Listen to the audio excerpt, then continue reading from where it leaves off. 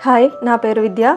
డబ్బు వ్యవహారాలన్నీ స్కూల్లో నేర్పరు. స్కూల్లో చదువుకి ఉద్యోగానికి సంబంధించిన విషయాలని నేర్పుతారు. ఎంతో తెలివిగల బ్యాంకు ఉద్యోగులు, అకౌంటెంట్లు, స్కూల్ టీచర్లు స్కూల్లోనూ కాలేజీల్లోనూ ఎంతో మంచి మార్కులతో పాస్ అయి కూడా జీవితాంతం డబ్బు కోసం ఇబ్బంది పడటం సర్వసాధారణం.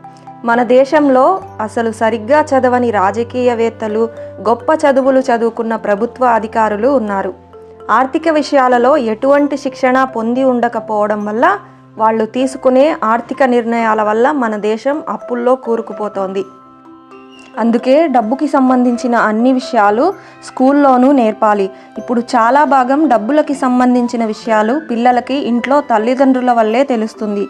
కానీ దురదృష్టం ఏంటంటే చాలా శాతం తల్లిదండ్రులు పేదవాళ్ళుగా లేదా రేపు కాబోయే పేదవాళ్ళుగా ఉంటున్నారు. మరి వీళ్ళ నుంచి తమ పిల్లలు ఏం నేర్చుకుంటారు? తిరిగి వాళ్ళు కూడా పేదరికాన్ని ఎలా తెచ్చుకోవాలి అనేదే నేర్చుకుంటారు. ఎలాగంటారా?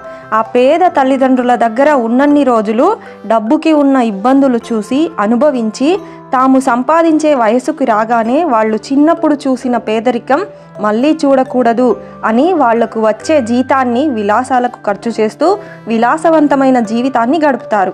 తిరిగి వాళ్ళకి పుట్టబోయే పిల్లలకి కూడా తాము అనుభవించిన బీదరికమైన జీవితం వచ్చేలా చేస్తారు. భూమి గుండ్రంగా తిరుగుతుంది అన్నట్టు ఒకప్పుడు పేదరికం అనుభవించిన పిల్లవాడు తిరిగి తన పిల్లలకి కూడా అదే పేదరికాన్ని అంటగడతారు. కాబట్టి డబ్బుకి సంబంధించిన అన్ని విషయాలు తెలుసుకోండి. డబ్బు మీ చేతికి రాగానే విలాసాలకు పోకుండా విలువైన జీవితం కోసం డబ్బుని రెట్టింపు చేసుకునే పద్ధతి గురించి తెలుసుకోండి. కొన్ని రోజులు విలాసవంతమైన జీవితాన్ని పక్కన పెడితే శాశ్వతంగా విలాసంగా బతికే అవకాశం వస్తుంది. మీరు డబ్బుని ఖర్చు చేసే పద్ధతిని మార్చుకున్నప్పుడు మాత్రమే. Save money, save family.